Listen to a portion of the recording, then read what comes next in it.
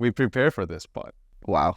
I did an experiment. I deleted Slack, email, and school from my phone because I realized that I was splitting up my attention too much. I was checking notifications, seeing what happened, and I wanted to test out the business. What will break? Because I realized I'm not getting as many questions as I thought. So here's what happened. In the past 7 days, I actually had Christian collect this.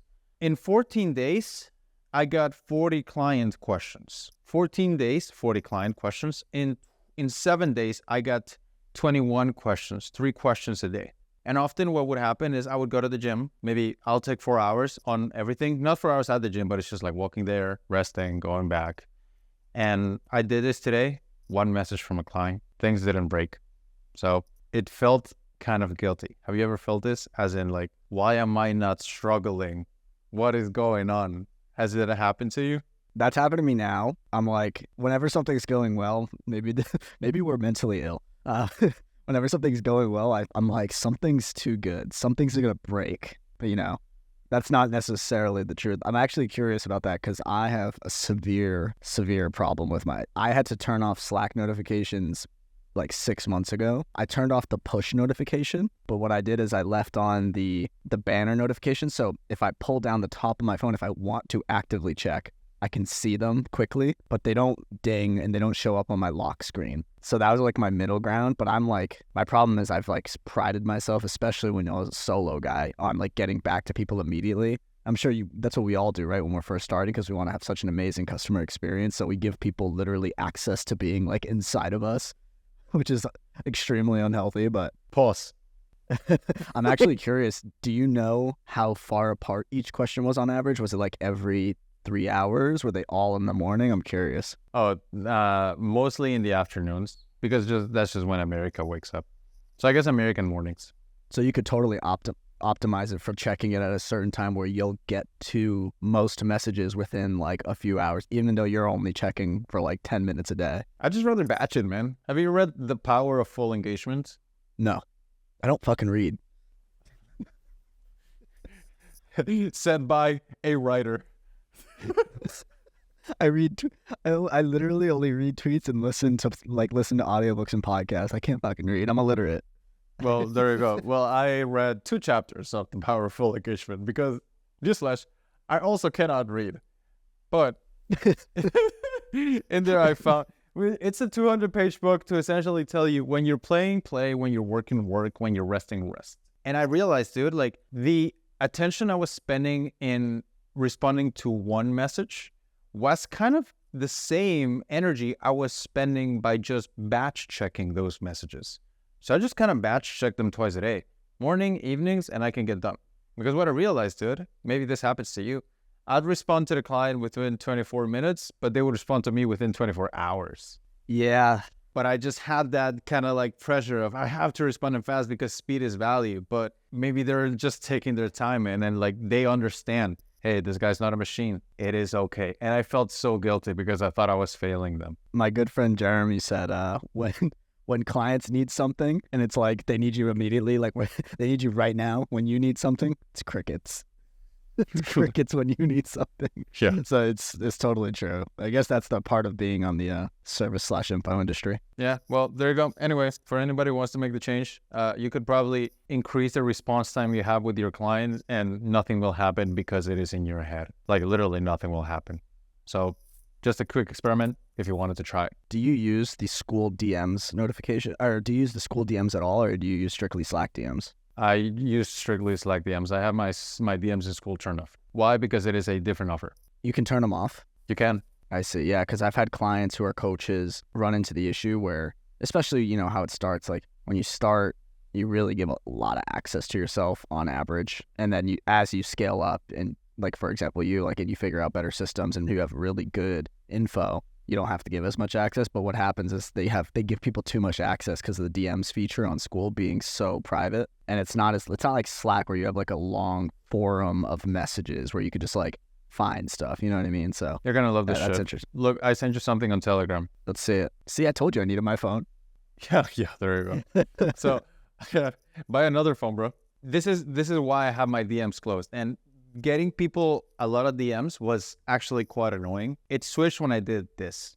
So I call this an offer shell. An offer shell, if you're just listening, it's a circle on. It has a circle on top of it, and it has a circle on top of it. But the way I look at it is there's offer suites and there's offer shells. Offer suites are different offers. So like a course and a mastermind and a low ticket community and a program, right? So it's different things. The problem with that is that you have an offer and another offer. With offer shells, you don't have an offer and another offer. You have an offer on top of another one. With offer suites, the improvements don't bleed among them. Because you improve your book, it doesn't mean that you improve your program. Whereas with shell offers, they do bleed. Like 2 days ago, I hosted a workshop. Inside the workshop, there were people paying me $250 a week, people paying me $500 a week, people paying me $750 a week, and people I charged equity, I exchanged equity with on the same workshop. If I showed up at my best and I did the best I could there, not only one tier benefited, but everyone benefited because I had an offer shell. So why am I telling you this? When you said about the school DMs, one axis of me is the community. You can buy DMs on top of it. So you could remove DMs from your current quote-unquote program and charge a lower fee for it. And you can charge. And what I found is some people will pay way more to get just more access to you. It's not that you monetize things. That's what offer suites do. You monetize access, and that's what offer shells allow you to do. All right, I have so many follow-up questions because I love this fucking shit. I love this shit. I love info business, and I love how creative this is. I feel like you are definitely one of JK. If you're a listener, JK is one of the most innovative people when it comes to info in terms of like making unique visuals. I feel like you always make unique visuals. I know I'm glazing a little right now, but I want a couple questions. I'm going to start with, how do you come up with these visuals? Because you're really good. That's your superpower, is coming up with like simplified visuals for a very complicated business. I know it's yours isn't complicated, but everyone else's is, and that's why they should pay you. But I'm interested in how you come up with that. Yeah, if you want the answer, $250 a week, boys. Just join Cashie. The answer is I smoke weed. No. The answer is nicotine. No, man. Like, I think we all have something, and I just couldn't explain this one. I've been thinking about it a lot, but it's just like if I ask you, Marcos, like, how do you go viral? Shit, where do I start? It was hard to explain, but I can tell you the process of where it comes from. I would host 1 or 2 workshops a month for the cash creators. I take pride on those because I think, how can I make this shit epic? And I think about this for 2 weeks. Like, I really think about it a lot. And it requires me to really connect ideas because I feel like we have ideas in our heads that are not connected. This is why when you speak to kids and you're like, yeah, like, we're Christians. And they ask you why? Because God is good. Why? Because, he exists. And they're like, how do you know he exists? And then you're like, fuck, right? It's like you're like explode because you have no connection between your ideas. So these force me to do so. And because I force myself to create the best I can for the client and I really want them to understand it, that's just where it comes from. It comes from pressure. I will promote a workshop. I have one in 4 days. I haven't created it. And I know it's going to be a lot, but I haven't created it. And the pressure makes me create things because that's just where I put myself in. I'm locked in. I know the title of this podcast is going to be like dissecting JK's like simple business model, whatever. Maybe you put the shell in the thumbnail. So I have a couple of follow-up questions. I actually think another thing that you didn't mention, like one of the reasons that you're good at this is because you have so much, not hate, but like discontent for what existed in the previous, what's accepted by everyone in info. And I feel like it's not hatred, you know what I mean? Like the fact that you don't like what existed forced you to then create something that didn't exist. And that's why you create these really cool simplified models, in my opinion. So I'm curious. So you have one or 2 workshops, and I've seen those. Those are the $100 usually tickets, right? And you can charge as little as $1, as high as $100. But the goal of charging there is that giving away free shit is just going to attract freebie seekers. Correct. That's a correct. It is part of it, but it is also because, and this actually came, dude, my best ideas come from me unplugging. This is why I deleted this stuff from my phone, because my best ideas come in the middle of a gym set. This one came in the middle of a gym set. Why do I do the $100 thing? It is because I base my entire business model on prospect inertia. Prospect inertia equals the more money someone gives you, the more money they are likely to give you. Now let's extrapolate to dating, right? The more sex you have with someone, the more sex you're likely to have with someone. Like you're dating someone, you already had sex a few times, you're probably going to get sex more times, right? It's just how it goes. Same thing with money. If they gave you something, some little amount, it makes them more likely to give you a bigger amount. So this was another idea that came off of it. Why do I base my funnel off this? And I forgot what was the question you asked? What was the question you asked, Marcos? I forgot. Fuck. Okay, let's keep going. So why did this happen? It is because, the $100 thing. You asked, why do I do this? And it was because I actually had a call with a client right now. He said, I had a client that told me, dude, you're exactly what I need. I just didn't know that I needed it.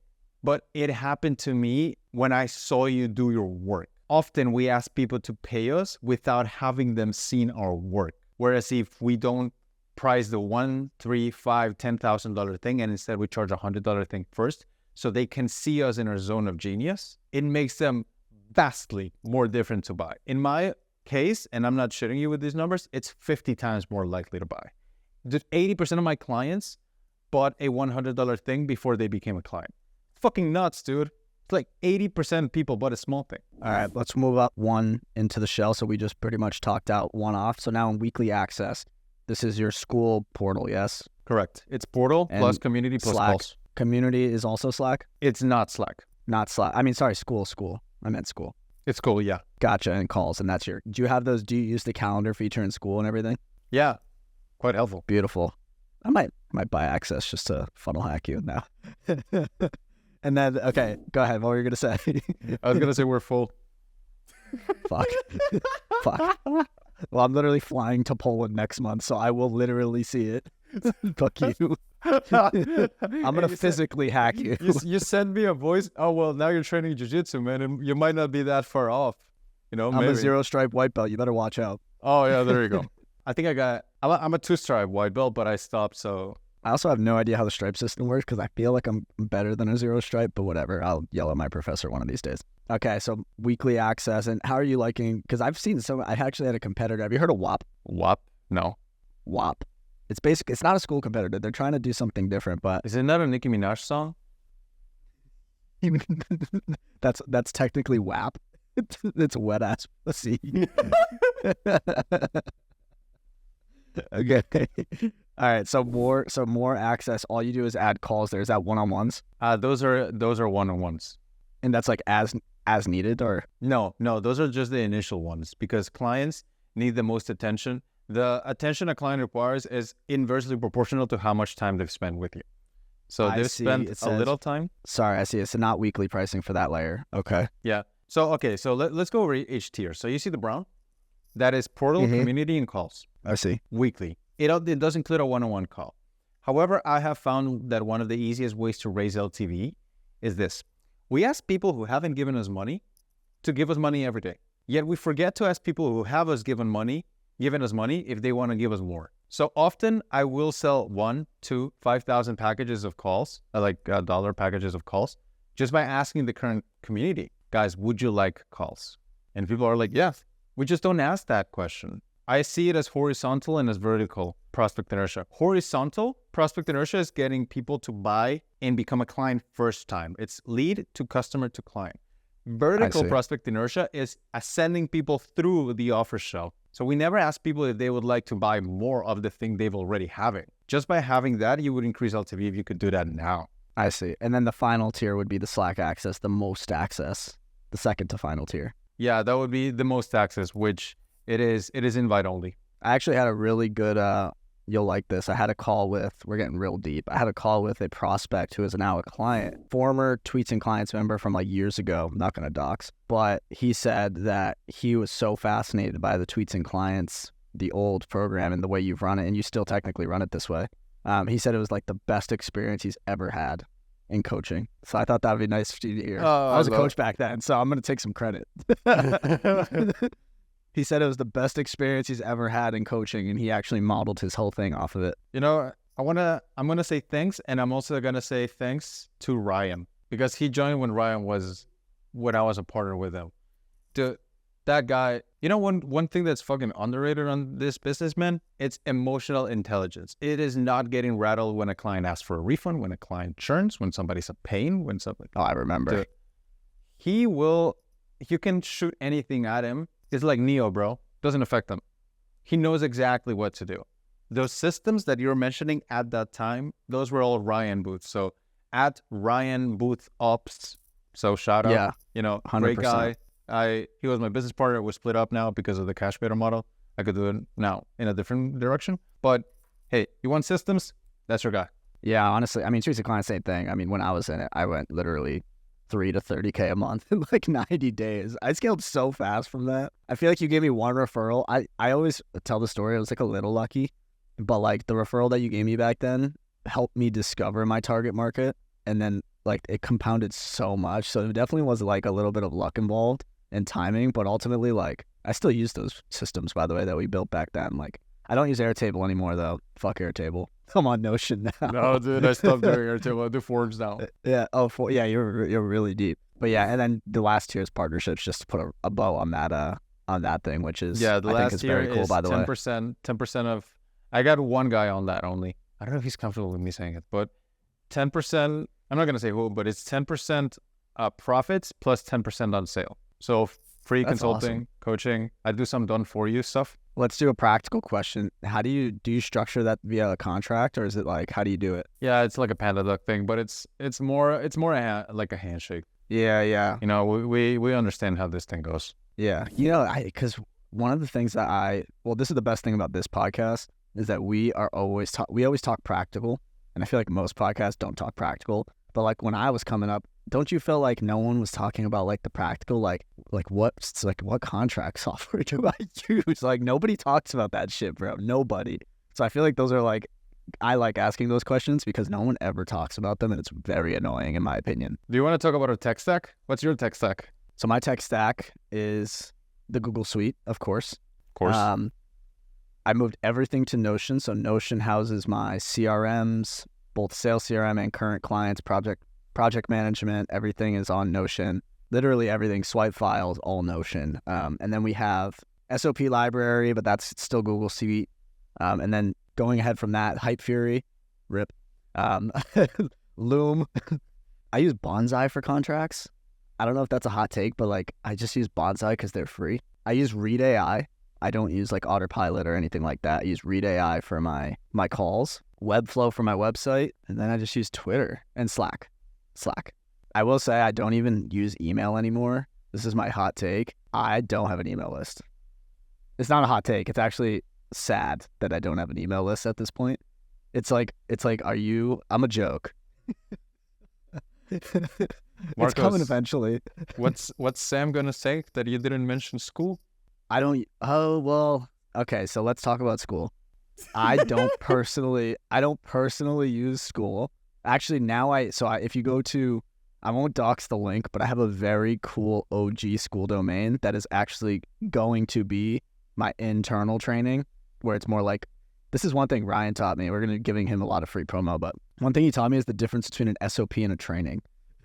I always thought they were the same thing, but like a training is more like how you think and more of the qualitative stuff, whereas an SOP is more like step by step, do this, then do this, like drag and drop. So I use school for my internal training. Sorry, Sam. My clients all use school. That doesn't count. That's not my tech stack. Yours is probably way more simple. You're gonna attract all the buyers from this podcast. I just scared them all away. Well, mine is just Google Suite, ConvertKit, Card, ClickFunnels for payments, Stripe, email, socials, Zoom, Slack, and School. I find it interesting that you use Slack and School. I find it interesting that you use all three of ConvertKit, ClickFunnels, and Card, because realistically, ClickFunnels and ConvertKit could do all three of those jobs, but you use three separate ones. Why? You're on the hot seat. We're going to talk about value versus insight, boys. Okay, because prospects in motion stay in motion, and if they are more likely to... We don't offer a paid in full or a payment plan. We offer a paid in full after they agree to the payment plan. Because I found that if you ask people to make a choice, it is much less likely that they make a choice than if you made it for them. So I like to have the upsells in place after they agree to buying a smaller thing, because it is not uncommon for somebody who buy a $100 thing to get into a weekly thing to get into a $13,000 payment without the sales calls, just because of how the funnel is structured. I can't do that with ConvertKit. I see. And if someone said today they're already a cash creator, they've been paying you for, call it 14 weeks, $1,000, just multiply it by whatever. And they're like, can I just pay you like 10 grand for the whole year? Do you offer that? I do, but I have a limited time frame on that. Nice. Yeah. I love your business model. I'm so vicarious through you. I love my business, but I also love your business. I think that's why this podcast works. It's a fun it's a fun business, man. Like, yeah, it's fun. It's just it's so fun to think about. Yeah, it's so many small things that I've been thinking about introducing a lower tier, and also I introduced a higher tier, which 5 people agreed to at twice what they were already paying me. This is what I talk about, guys, like prospect inertia. There's people that already gave you money that if you asked them, they would give you twice as much. I just said, I'm starting a group. Would you like in? Sure, send me the details. I sent them the details. They said, let's go. Twice as much, double the LTV just by asking, do you want this? Now we're going to give Sam the free promo. Have you asked or have you inquired about weekly pricing for the school native subscription, the one-click purchase? No. It would be a really cool post idea. If you don't post it, I will. You should post your offer shell and be like, we should have you can basically click feature request as the category and be like weekly pricing versus monthly pricing. And you should it's basically a funnel. You'll attract a bunch of people, but the point of it is actually to request the feature. You should request weekly pricing because I feel like schools should have that and you have the data to support it and you could probably attract some buyers from it. But yeah, I think they should have weekly pricing on school. That would be such a good idea for them because they're trying to only do subscriptions clearly. But I think that's like a new kind of subscription that's not really popularized. I like it, man. And then the question is churn. What happens with churn, right? Because do people churn weekly? And I like that they have that churn feature too. Like you could just see the churn through school that way. Oh, really? Oh, there you go. Yeah, so they have a little churn percentage thing that you can actually see it's native. You could see your churn percentage if you do it through school. I can only see, okay. So that only works if they pay through school, right? Not if you kick someone out. Correct, yeah. So if they pay through school and then they manually cancel, then it counts as churn. Cool. Yeah. You said a few differences on, what did you say, SOPs versus trainings. Have I talked about the difference between coaching, mentorship, and consulting here? You might have. You have, but it was a long time ago. Okay. Let's talk about it. Let's talk about it again. So this is why I don't recommend people call themselves a coach, because they are so much more than a coach. So the way I look at it is, which clients want you to talk, which clients want you to shut up, which clients respond well to tactics, which clients respond well to higher level stuff. So you don't really do the same thing for everyone. Your role changes. And I find myself that it's helpful to think about me doing 3 kinds of roles: a coach, a mentor, and a consultant. What is a coach? A coach is when you help someone find the answer within themselves. So often people will join just because they want therapy and just because they want someone to listen to them. And it is not bullshit. It is true. You know that if you're a coach or a consultant, 95% of your job is relieving anxiety. So sometimes people will ask, what do I do between A and B? And I go, what do you want to do? They're like, A. Well, then do A and don't look back. Can you promise me you won't? Like, promise. Done. Coach. Or maybe they're like, I don't know what to do with this headline. I'm like, what would you change about this? I would change that. Done. Mentorship is different. Mentorship is showing people how you would do the thing. So mentorship is when somebody asks you, how do I improve this headline? And you say, if I were you, this is what I would write. And you write it for them so they can see how you would do the thing. Some people respond better to that. And then there's consulting, which is just giving people the answer. When they ask you A or B and you tell them A. I find it helpful because I know which clients kind of need me to do what, to switch between those 3 hats. And this is why I don't recommend you call yourself any of those 3 hats, because you switch between them constantly. And if you do, you will put yourself in a box and people will say, oh, you're just another coach. I don't need a coach. I'm good. Whereas if you make it more ambiguous and you let people know that you do all 3, you might get more sales because people cannot put you on a box. Would you give yourself any label at all, or would you just go no label? Cash creator. Like, what do you call yourself? Yeah, okay. Fucking stupid. Like, no. All right, listen. It actually has some technique to it. I'm gonna defend myself on this one. All right, you're at the stand. Number 1 level of marketing, the offer does the marketing for you. Number 2 level of marketing is identity. Is when you give your ideal prospect an identity. A gym lord is an identity. A runner is an identity. A cash creator is an identity. When you give people an identity, what you do is you make people resonate with your stuff, but the only way they can fully embody that identity is by giving you money. I'm not shitting you. I had people join cash creators and I asked them, why did you join? What do most people respond? Because I want to get to this level of income. What do one person responded the other day? He said, because I want to become a cash creator. I invented that shit. It's not real. But when you create that identity, people want to bond to that because anybody can make a good offer. The truth doesn't change. But very few people have the confidence to lead. And very few people have the confidence to say, this is a thing I invented. So identity marketing, completely underrated. And this is why I call myself a cash creator, because it is the next level. What is the argument for or against kind of lining up? So for example, you have an offer shell, right? So let's just say you have the offer shell and you zoom out even further from the types of access and you made another line. And would you ever consider tiering coaching, consulting, and mentoring? Or do you say that, like, would you say mentoring is at the top, then consulting's in the middle, and then coaching is lowest on the axis? Or would you say everybody at different levels of that offer shell need one of the three at different points, and you're just all three for everyone? I would say which one is most likely does change depending on how you go.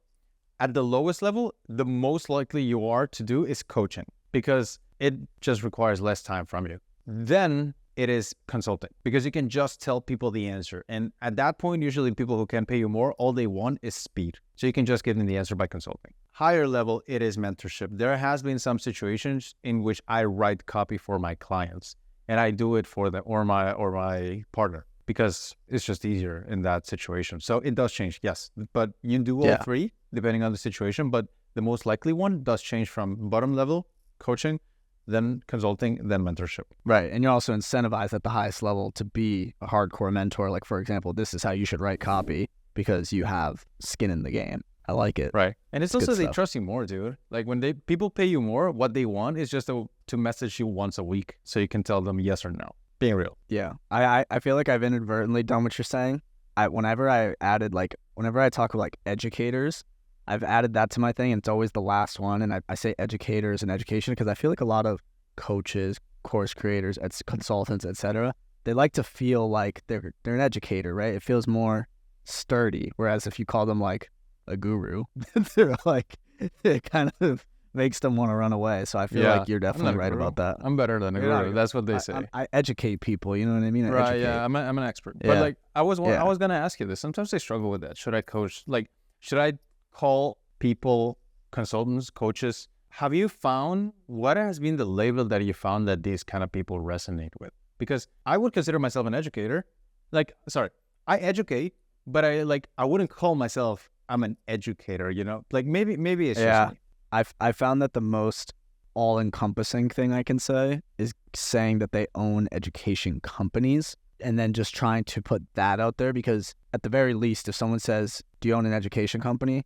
You're pretty close. Like almost that's probably going to get the biggest market share. I don't think you'll ever have 100%, but info, I will say I've been using a lot more of info product, because that info product and education company are usually the two most all-encompassing ones. Coach, course creator, consultant, it's usually like, it depends. Like someone doesn't even know what a consultant is. But I will say there's proof of concept with consulting because of consulting.com, which was like 30 million a year. So I'm like, okay, well, clearly a lot of people think they're consultants. So I think there's got to be a tier. Let's make a tier list on either this or next episode. We bring up the tier list. We add all the images of the names you can call coaches. Oh, dude, pull it up. Let's do it. Okay, let's rank them. So what do we have now? We have coach. We have consultants. Tier list, yeah. We have mentor, educator. What else do we have? We have guru. Let me share my screen so we can do it together. Oh, yeah, you're going to do it? All right, you share your screen. Just type in tier list creator. I can't do it. It let me share. Anyway, for the listeners, what's going on is we're going to rank, how do you call yourself? So I think I have tier one. Tier one of the way you should call yourself is the identity you invented. Some ideas. I work with a guy. His thing is the 2-hour man because he can get his job done in 2 hours. Dan Co, value curator. I do cash creators. Then, I mean, what else is there? There's a guy. He has awesome positioning. Well, he used to be an agency owner. He switched to consultant.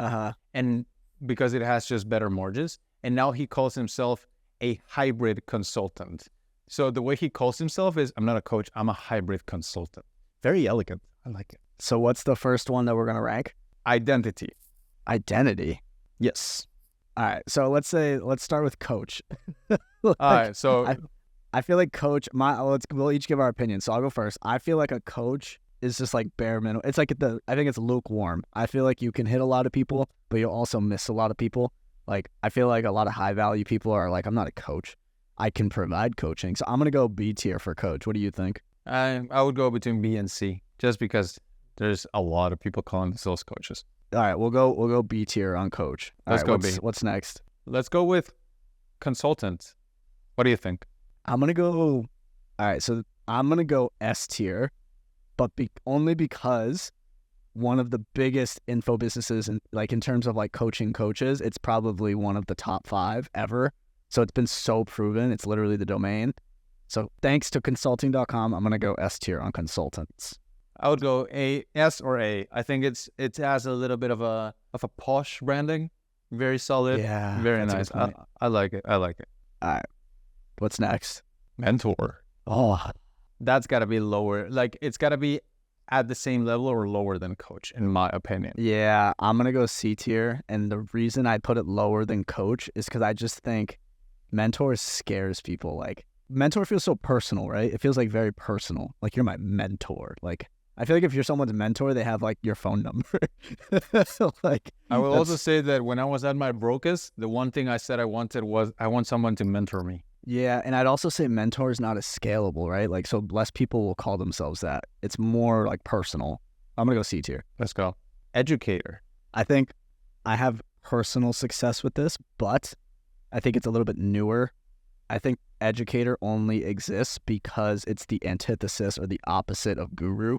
I feel like guru is like demeaning and educator is so posh. It's like you're a professor. So I think it's so extreme on both ends that I'm going to go B tier. I don't have a horse in this race. Guru. I'm going to put it's in the middle. Guru's, for me, guru's D tier. Yeah, that's the worst. Shit tier. Yeah, that's the bad. Don't call yourself a guru. Like, does it? Course creator. Oh. Well, let's just put building in public at the bottom before we continue. Let's Hashtag build in public's also in D tier. Yeah, sorry guys. What did you say? I said course creator. Oh, that's even worse. Oh God, no. Because people are like, oh, you just sell courses. My problem with this is I'm ranking this based on how easy is it to put you in a box. Because if people can't put you in a box, you lose the mystique. If you lose the mystique, you lose the sales. Course creator, you create videos in Kajabi. Like, I understand what you do. Let me go with someone else. I don't like it. Yeah, it has. I think I like course creator, but I do think it has such a bad rap in like the real world that like, oh, you sell courses, and then it's like, so I'm gonna go D tier as well. That just made me want to change my whole website. All right, let's go. I have one. So info, it's basically 2, like info seller / info product. What do you think? That's worse than course creator or at the same level. So that's bad. The same level. Yeah, I feel like that's a hard one to market. I feel like if I'm targeting people, like if I'm trying to sell to them, it's nice. It's like they'll definitely identify, but as like a label, you would never put in your bio, like I'm an info seller. Hell no. All right, we'll go. I think it's D tier, but I think it's above to the closest to the C tier compared to Guru and the other one that we said. All right, what's left? Cash creator. Top level. Easy. Let me tell you another thing that I think could benefit you a lot. And this might turn out shit, but this is how the creative process goes. I think that if you gave an identity to your clients, it could work out very well in your favor. So let's walk through some names. I've seen your marketing a little bit lately, and I like that it's about X is becoming, maybe you've been saying this for 2 years, but only I listen now, right? But I've been pushing it way harder these past 2 months, but also our results have been better these last 2 months. So it's been like, I have to market. X is going big, it's the fastest social media now. I don't know if that's true, but I'm just saying for marketing purposes, right? And it is awesome. And now my clients are crushing it. And it's like, it is also almost like they're the early adopters on the biggest bullish market that has ever been when it comes to socials. This is going to be the biggest socials ever, and my people are early. I think that there is a world in which you can use that as a marketing angle. Call it the early adopters. Call it the big Experts. adopters. Call it they call it the experts. Because you have the birdhouse, you could call it a house leader, something like that. But I'm thinking something of I want people to think about your clients in a way that makes them go, these are gonna be like the goddamn Avengers once X fully takes over, and they are in the best position to be there. I love early adopt. Great mind thinks alike. My website says early adoption as one of like the 3 benefits, but I never really leaned into it. So I like that a lot, is early adopters, ex-influencers. And actually, my most recent client signed refers to himself as an influencer. So I like that better than course creator. So let's put that on here. Influencer. Oh, let's go. Influencer. How about you call yourself? I don't know if early adopters is the word we're looking for. No, but it's like it's part of the marketing, but it's not like what you'd call them, because they're not an early adopter until they sign. You know what I mean? Yeah, exactly. The only way they can become part of the elite group that you have is by paying you. That is what I'm thinking about when I talk identity marketing. So I don't know, bird adopters. That's your next workshop. Identity marketing is your next workshop. I like it, man, but it's like, it's hard. You know, this is the main thing. You know what the hardest workshops are? Is the ones where I have to explain my creative process because I'm not aware of what I'm doing. I see. Are you?